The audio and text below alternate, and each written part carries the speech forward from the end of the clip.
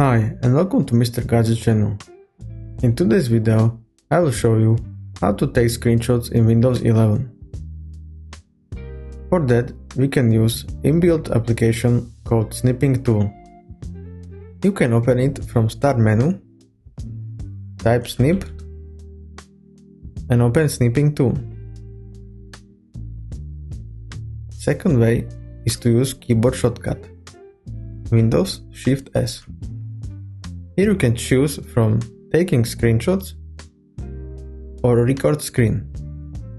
While taking screenshots, you have 4 options.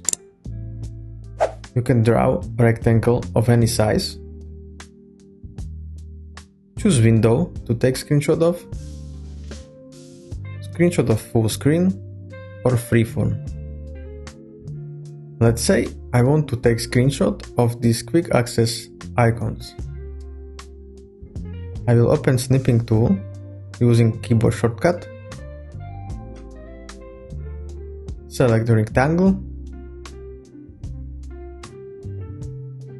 and select all these 6 icons.